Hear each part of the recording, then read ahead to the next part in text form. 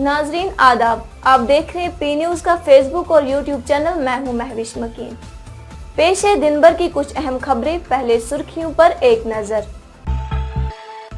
गौसुल आजम दस्तगीर साहब रहमतुल्लाह अलैह का उर्से पाक, हजारों अकीदतमंदों ने तबरुकात का दीदार किया।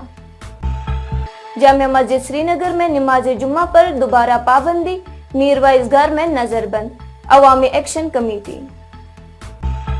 कश्मीरी पाबंदियों के बावजूद फलस्तीन अवाम के साथ खड़े हैं अवामी एक्शन कमेटी। जामिया मस्जिद बंद, डॉक्टर फारूक अब्दुल्ला, उमर अब्दुल्ला, महबूबा मुफ्ती और सैयद मोहम्मद अल्ताफ बुखारी का इजहार तशवीश। R Swain director general of police 1 October से लेंगे इजाफी charge. Indian economics and allied science association का चौथा सालाना कॉन्फ्रेंस एलजी ने किया इफ्तिताह।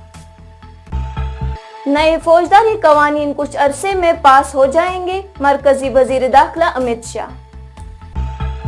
आरएसपुरा सेक्टर में बीएसएफ की चौकियों पर पाकिस्तान की फायरिंग, मुकामी लोगों में खौफ व हिरास। अब खबरें तफसील के साथ।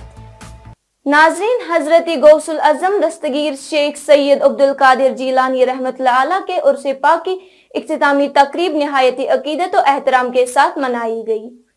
इस सिलसिले में सबसे बड़ी तकरीब आस्ताने आलिया खानका गौसुल आजम दस्तगीर खानयार श्रीनगर में मुनाकिद हुई, जहां नमाज जुम्मा के बाद हजारों की तादाद में अकीदतमंदों ने तबरुकात का दीदार किया। हमारे नुमाइंदे के मुताबिक रात भर सख्त सर्दी के बावजूद अकीदतमंदों ने आस्ताने आलिया में शब खानी की, जिसके नतीजे में इलाके की फिजाएं रूह परवर आवाजों से गूंजते रहे। वहीं आज नमाज जुम्मा के मौके पर हजारों लोगों ने नमाज जुम्मा अदा की और तबरुकात का दीदार किया। पेश है मोहम्मद सालेह की ये रिपोर्ट।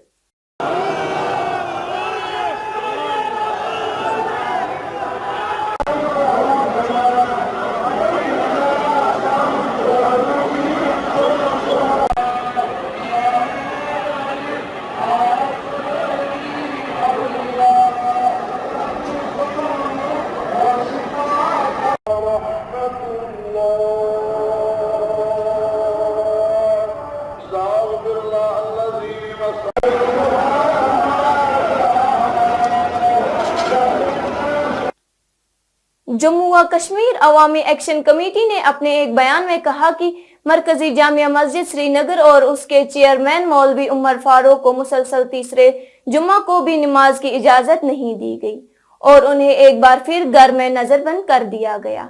बयान में कहा गया कि अगरचे हुक्म की जानिब से उनकी बार बार नजरबंदी की कोई वजह नहीं बताई गई है, ताहम ऐसा लग रहा है कि फलस्तीन के साथ कश्मीरी अवाम की हिमायत और यकजहती के इजहार का खौफ है।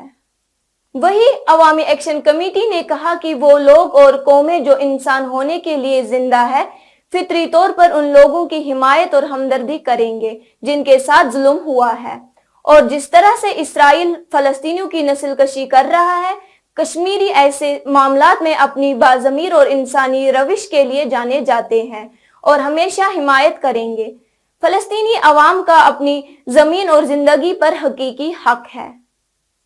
इधर नेशनल कॉन्फ्रेंस के सदर डॉक्टर फारूक अब्दुल्ला, नायब सदर उमर अब्दुल्ला, पीडीपी की सदर महबूबा मुफ्ती और अपने पार्टी के सदर सैयद मोहम्मद अल्ताफ बुखारी और दीगर सियासी रहनुमाओं ने उम्मत मुस्लिमा को शेख सैयद अब्दुल कादिर जीलानी रहमतुल्लाह अलैह के तालीमात पर अमल करने की अपील की है, और साथ ही इन लीडरों ने आज भी तीसरे जुम्मा को मरकजी जामिया मस्जिद श्रीनगर को नमाज के लिए बंद करने पर तशवीश का इजहार किया है।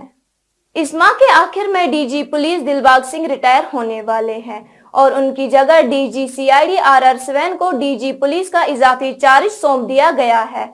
मिनिस्टर ऑफ होम अफेयर्स के जारी करदा हुक्मनामे के मुताबिक स्वेन, जो इस वक्त खुसूसी डीजी सीआईडी के तौर पर खिदमत अंजाम दे रहे हैं, को 1 नवंबर से डीजी पुलिस ओहदे का इजाफी चार्ज लेने के लिए कहा गया है। इस तरह डीजी सीआईडी आर स्वेन अपने मौजूदा चार्ज के अलावा अगले अहकामात तक incharge director general of police के तौर पर भी काम करेंगे। लेफ्टिनेंट गवर्नर मनोहर सिन्हा ने कश्मीर यूनिवर्सिटी में Indian economics and allied science association की चौथी सालाना कॉन्फ्रेंस का इफ्तिताह किया। اپنے خطاب میں لیفٹیننٹ گورنر نے آتم نربھر بھارت کی ہندوستان کی ترقیاتی حکمت عملی، جموں و کشمیر، لداخ اور ہندوستان میں قبائلی آبادی کے ترقیاتی مسائل پر غور و خوض کے لیے Indian economics and allied science ایسوسی ایشن کی کوششوں کی تعریف کی۔ 3 روزہ کانفرنس کے دوران ایل جی نے کہا کہ 2047 تک بھارت ایک مضبوط اقتصادی طاقت کے طور پر ابھرے گا۔ مرکزی وزیر داخلہ امت شاہ نے 3 نئے فوجداری قانون کے مسودے لانے پر زور دیا جو سی آر پی سی، آئی سی پی اور ایڈوانس ایکٹ کی جگہ لیں گے۔ انہوں نے کہا کہ ملک کا نیا فوجداری انصاف کا نظام ان قوانین کی بنیاد پر شروع ہوگا۔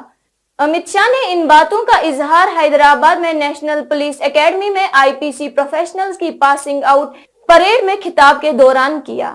وزیر داخلہ نے کہا 3 قوانین جو 1950 میں تیار کیے گئے تھے اور ان میں حکومت نے کچھ اہم تبدیلیاں کی ہے اور یہ نئے قوانین کچھ عرصے میں پاس ہو جائیں گے اور ان قوانین کی بنیاد پر ہمارے ملک کا نیا فوجداری انصاف کا نظام شروع ہو جائے گا۔ کل شام پاکستان نے بین الاقوامی سرحد آر ایس پورہ سیکٹر کے ارینا میں فائرنگ کی جس سے سرحدی علاقوں میں خوف و ہراس پھیل گیا۔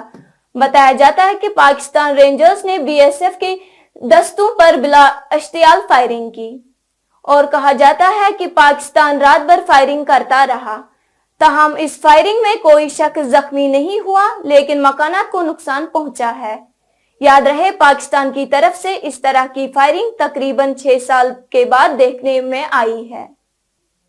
ناظرین، اسی کے ساتھ خبروں کا یہ شمارہ اختتام کو پہنچا۔